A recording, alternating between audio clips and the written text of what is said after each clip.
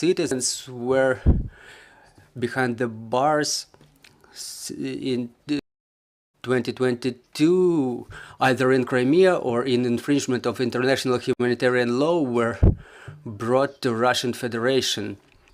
The majority of them are Crimean Tatars who were persecuted upon fabricated cases. At least 88 of Crimean Tatars are behind the bar based on such fabricated cases, which are absurd. The secret witnesses usually witness in such cases, which are mostly affiliated persons affiliated to FSB or FSB servicemen. If the barrister shows another expertise, that it's not accepted by the judges of the Russian Federation. Other cases of a big scale against Ukrainians is being accused of espionage, sabotage, and cases alike. At least 16 people are held behind the bars based on such cases. Such accusations are usually used against journalists or activists like Yaroslav Yasipenko or Galina Dovgopola, who is 67 years old and she got 12 years. Imagine that it's almost the life sentence for her. She's in the colony in Russian Federation. But besides the political persecutions, including persecutions for faith, because Russian Federation persecutes the witnesses of Jehovah who are being only accused for their faith. They're being sent behind the bars. For example, back in 2020, a person received 6 years only for have such opinions, such worldview. And in year 2022, Crimea not only became the military base, not only the place where the political prisoners are held, but it also became the prison for the people from newly occupied territories. I'm talking first of all about Kherson and Zaporizhia regions, which were occupied by Russian Federation, and they deported people from those areas to Crimea. First, they were placed, according to our information, in prison number 1. There were a lot of civilians among them, not only military, but then we found out that starting from July, the people started being detained in a new prison, number 2, and the FSB actually established it for the people who were deported from the occupied territories upon 24th of July, after the beginning of the full-scale invasion. There are volunteers, activists, even some foreign citizens who were involved in volunteer activity, for example, in Kherson, and the Russian military kidnapped and deported them. So usually the people are being detained according to certain lists for what about which we know, so-called the black list, which were prepared before the 24th of February, and it's in compliance with the practice which was implemented in Crimea before 2014, when FSB were coming with the ready lists, which contained the coordinators of Euromaidan and anti-corruption activists, civil activists, political activists. The same lists were drawn up for Kherson and Zaporizhia regions. And then after the beginning of occupation by Russia, such people were kidnapped, very severely tortured. They were detained in different places in Kherson and Melitopol. And afterwards, usually upon a few weeks, they were brought to Simferopol, and criminal cases were opened against some of them. Why some of them? Because some of people are still in Crimea without even cases opened against them. So formally, these people cannot be admitted lawyers to them because Russia does not recognize them as prisoners. For example, we know that people are imprisoned, but upon the inquiry of a lawyer, the lawyer is not admitted to such people who in fact are in such prison. This number 2 prison opened by FSB, there are at least 458 places there which Russia counts on We know about 110 people detained there as of the beginning of the year, and those are the people deported from Kherson and Zaporizhia regions. They were tortured not only there, and after they are being deported to Crimea, the Crimean FSB tortured them to beat out the evidence. For some cases where cases are already opened, they are being accused of international terrorism, so-called. So those people are usually volunteers or participants of the ATO. They are accused by such articles. Sometimes they are being accused of espionage, because it's surprising that Russia usually accuses only Russian citizens. Well, I want to involve Iryna Sedova in our conversation from Crimean Human Rights Group, and I want to ask this question. We understand that political persecutions were in Crimea before the 24th of February, so did the nature of such persecutions change after the beginning of the full-scale aggression? Is there anything new that we were witnessing? Good morning. I want to say that the policies of persecution became more severe, and the occupiers resort to horrific activities like kidnapping, torturing, and unfortunately now we have Ms. Danilovich, who was accused by fabricated case and kidnapped and kept in a cellar of FSB, tortured for more than a week. She was forced to sign some blank papers upon which the case was fabricated. It's a horrible case, and this is how they try to intimidate people. They kidnap people in Kherson region, they torture them and bring them to prisons. And this kidnapping is being documented by us all the time. It's a horrific situation, and we hope that publicity and detailed documenting will help us in future to stop such crimes. We also know about the fact that there is an active application of the new article of the Administrative Code of Russian Federation, which prohibits the discreditation of Russian armed forces. What can you tell us about cases like those or other expressions of repression, of oppression of people in relation to their stance against the war? I would like to focus on the pressure on the people for expression of their opinion. So it's a pressure on people who mostly support Ukraine publicly, who take anti-military stance, and except for Lyudmila Danilovich, there are 14 more Ukrainian journalists who are currently behind the bars.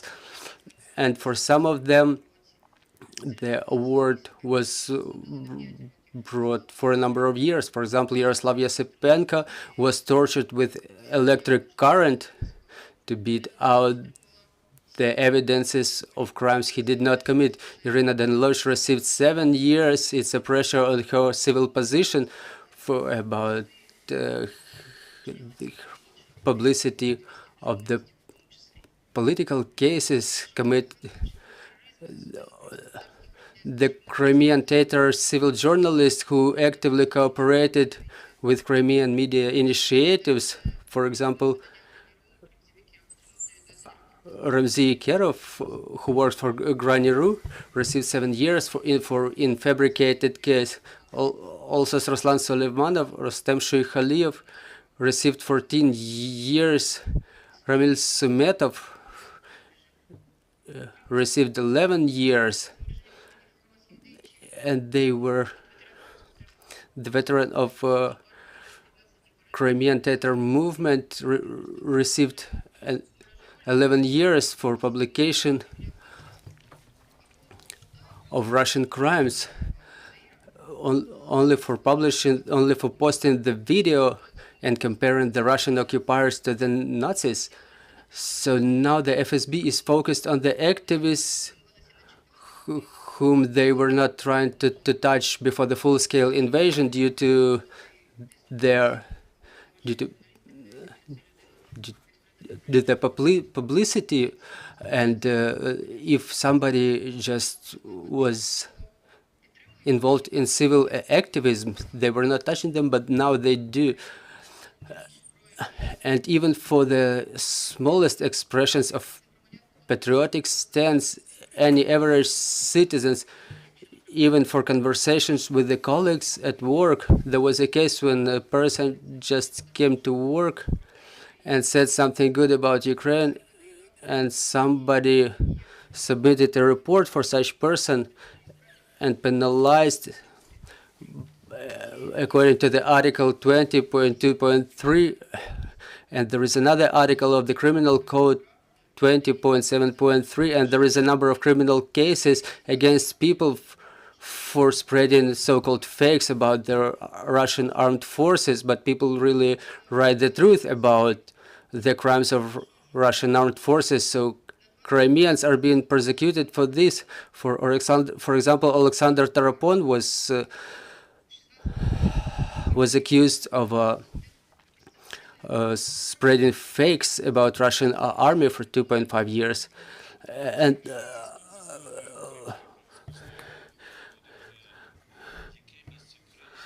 Mr. Volodymyr, what's the place of Crimea in the military campaign, which is now being performed by Russian Federation? Since 2014, Russians started preparing Crimea as a platform for invasion to Ukraine, and there was a number of projects that we heard about. There was a number of projects which were promulgated by Russian Federation as those which would improve the lives of Crimeans, but in fact they would facilitate the logistics for invasion, like for example Crimean Bridge. It was all supported with the active militarization of the life of the civilians, and the occupiers paid a lot of attention to our children and to younger generation, because a lot of those who at the beginning of the occupation were kids, now we see them enlisted in the Russian armed forces. They were forced to enlist during these draft campaigns and mobilization.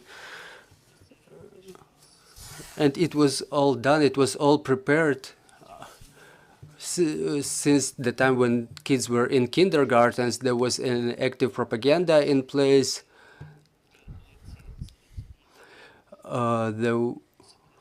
The separatists were involved for lectures for the kids, and people who were in Donbass fighting against Ukraine, they were telling those kids that the West wants to capture Russia. So those children, they were prepared to take part in the war against Ukraine.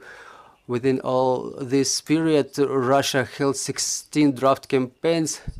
So they passed about 40,000 citizens of Crimea through their armed forces, and those who didn't want to be enlisted, they were persecuted, and we documented at least 429 such cases, and year by year we've seen the number of such cases only to grow. And I have to emphasize that even after accusation like that, the person was not exempt from the obligation to serve in the armed forces of Russian Federation. Also, after the beginning of the full-scale invasion, we've seen how Russian Federation uses the peninsula of Crimea. It has a branched out network of airfields and ports, and the massive missile strikes were inflicted on the civil facilities from Crimea. I'm talking about, first of all, about cruise missiles like Onyx and Iskander, based on the vessels. Crimea has a network of warehouses and storage facilities, which provided better logistics for the occupiers' forces. Also, the armed forces of Ukraine performed a number of successful operations in Crimea. Maybe the most successful was the attack of the airfield in Novofedorivka, when there was about 10 fixed-wing aircraft of Russian Federation destroyed. Also, there were other facilities destroyed, but I think we will find out about that somewhat later. And unlike Russian Federation, Ukraine inflicts strikes only on the military facilities, and there are no reports of civilian casualties after the attacks by Ukraine. Mr. Bogdan, as a lawyer, what would you recommend how the situation should be dealt by the Ukrainian government or the governments in the world friendly to the Ukrainian cause? In general, the year 2022 has been marked by the phenomenon where we see the increase of the military activities since the full-scale aggression of the Russian Federation against Ukraine. The citizens of Ukraine are in the situation when they are forced to resettle from their houses and places of residence. These include people who left the Crimean Peninsula since 2014. There are those who have been forced to flee. In the last year, the government has been paying a lot of attention to the issue of the displaced persons.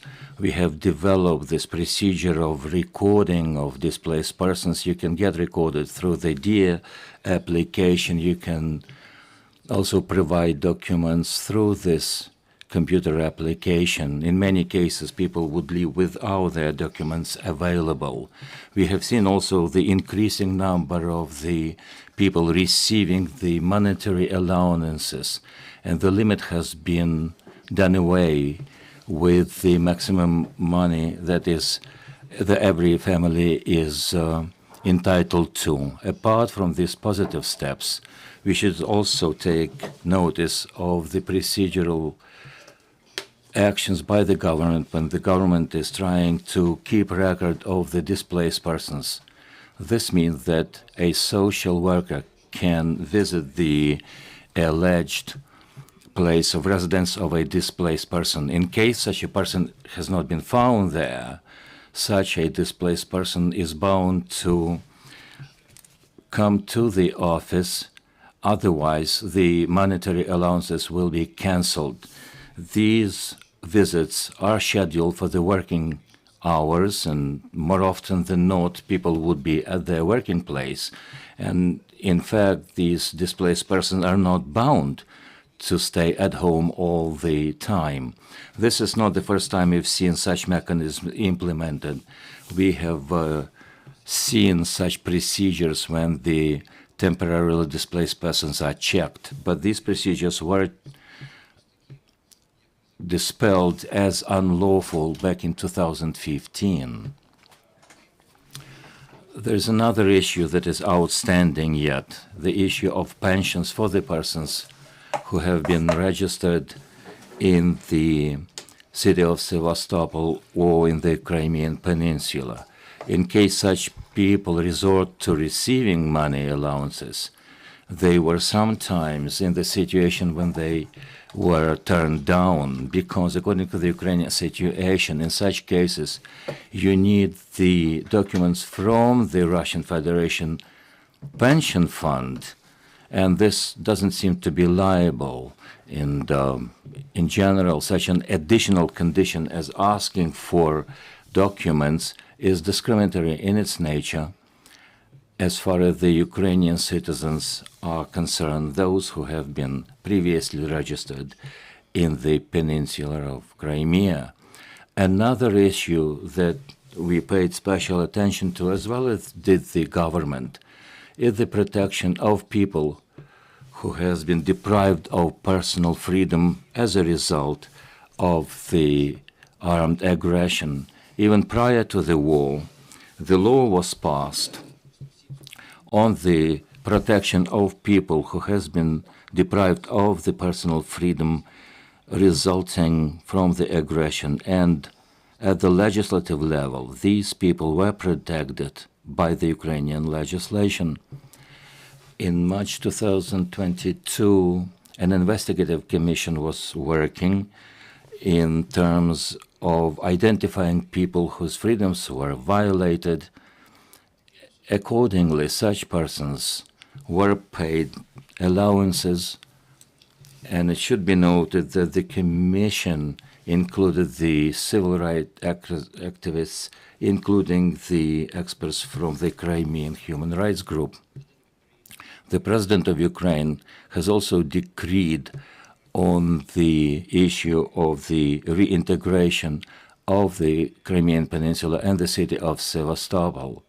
That was supposed to be a body that would combine all the activities, including non-governmental sector, as far as the deoccupation of Crimea is concerned, but this body has not been up and running so far. If we have questions from the floor, please give me a sign. The mic is yours. Valentina Genel from Ukrinform. A couple of questions, if I may. We can go one by one. The first question concerns what happened this morning, the searches in the Crimea. As you will have known, there were massive searches of the Crimean Tatars. 6 persons were detained. Do you have any information concerning these searches? In particular, what particular articles they have been or may have been accused of? In a nutshell, I will tell you that this information is something we received this morning, and of course, we don't have enough time to check that information. But this is very remindful of what FSD are doing. As the rule, they would show up in the morning hours and accuse people of the terrorist activities. This is what they do in general. They search houses in the morning, alleging that they are searching the houses of the terrorists. As a rule, they would accuse people of participating in the Crimean movement, and this is what we have heard so far, when convictions are as long as 11 to 19 years of imprisonment. We are still gathering such information to check it, but more likely than not, the accusations and convictions will be in that strain. It is very typical for the Russian occupying force, what they did a year ago. The searches were conducted, people were detained, including Crimean Tatars. We see some periodical repetition of the searches of the Crimean Tatars, accusing them of the terrorist activities. We see that the history repeats itself. As for the mobilization, it is still going on in the Crimean Peninsula currently, and who are being called up. Formally, the mobilization has not been turned down. The mobilization points were set up before the Putin's decree for mobilization, which is called the partial mobilization, as it was done in September. The so-called head of the Crimean Peninsula announced that the mobilization was over. However, all these call-up points and the commissions are still up and running, meaning that at any point in time people can be called up. We see some tendencies here, and the trends that the Ukrainian government is pointing out, that the new wave of mobilization is likely to get going in the coming weeks, because Russia seems to be planning another wave of attacks. So perhaps in February, the mobilization wave will still be getting momentum. But the call-up campaign is still going on. These are conscripts that will be serving in the Russian army. But since the year 2022, we see 2 parallel processes, calling up and mobilization. Calling up mobilization will get started in the upcoming months. The logistical basis is available, and this is done according to their internal procedures. What we saw in September was that the campaign was quite fast, on fast track. When Putin decreed about the mobilization in the city of Kerch, we saw 6 buses with the inscription Z ready to take people to get them removed to the Russian Federation where they were distributed to different military facilities. We can also add here that the Ukrainian citizens living in the occupied territories, which is in the face of the Geneva Conventions. Indeed, this is a military crime. What we saw back in 2015, what we saw last year, and I will tell you more. This is not the breach of the international law, but the kidnapping of people, including Donetsk and Lugansk regions. The men were abducted. The way the mobilized personnel are used in the Donetsk and Lugansk regions also falls under the category of military crimes because they serve as the human shields protecting the lives of the Russian military. This is another military crime that Russia is committing in the occupied territories. Another question, please. You might also dwell into the issue of the sentiment on the population in the occupied Crimea. Recently, we heard that the United States insisted that the high-precision weapons should be delivered to Ukraine for Ukraine to be able to target Russian military bases. What is the general sentiment, including the collaborators and the occupying force, and in general, the people living in Crimea? What we are seeing now, the pro-Ukrainian people, those who adhere to the Ukrainian cause, their sentiment is getting stronger and stronger. This is very evident. We see the inscriptions on different buildings, quote, and I quote, "Glory to the armed forces of Ukraine, glory to Ukraine." And in addition to that, in spite of all the persecutions, criminal or otherwise, people are not afraid to voice their stance. The slogan of "Glory to Ukraine" leads to a 15,000 fine in Ukraine. And we also know the Ukrainian folk songs, Red Viber Burn. If you sing that song, you're also criminally liable. The so-called judges call these Ukrainian folk songs, and they baptize them as the Ukrainian war slogans. For example, Ukrainian national anthem, also singing of the Ukrainian anthem would lead to investigation. As for the collaborators, what we now know is that the so-called officials affiliated with the law enforcement of Russia, they would relocate their families. What I am saying is that personally they wouldn't leave the place, but they are doing everything they can to get their relatives away from Crimea. They are well aware that the Ukrainian armed forces sooner or later will come to the Crimean Peninsula. Step by step, according to what is possible, people are doing what they can, and the collaborators and the Russian citizens are trying to get their families back to Russia. The last question that I have, and I would challenge you to answer, this Ukrainian Media Center has been working with the foreign journalists for a number of years. If they were to ask you, what is Crimea for Russia today, in a one sentence, what is it? Is it a military base? Is it a ideological narrative important for Ukraine? What is the Crimea for Russia today? In a nutshell, Crimea was the beginning of the Russian aggression. Because this aggression was allowed to take place, it was not punished back in 2014. It has led to what we are now seeing now, the full-scale aggression. This is what the whole world is watching.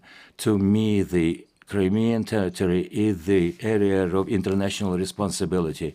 You cannot flirt with such leaders as Putin. You cannot tolerate the fact that the sovereign territory of one country has been violated. It should not be allowed. It was allowed in 2014. Now in 2022, the whole world is challenged to find the tanks and the weaponry and the munitions to protect Ukraine. I would like to address other panelists. What would you add here? I think it's the matter of delivering a fatal blow to the Russian military. This is a symbolic place, and I think Russia, once they are defeated in that campaign, they will lose their faith in their leadership. At this point, I think we should wrap up. Bohdan Melnykovych, Volodymyr Chekrygin, Iryna Sedova, and Olga Skrypnyk, all are aspects at the Crimean Human Rights Group. Thank you very much for the information you have shared with us today. As for the journalists, I invite you to keep track of our events. Stand with Ukraine.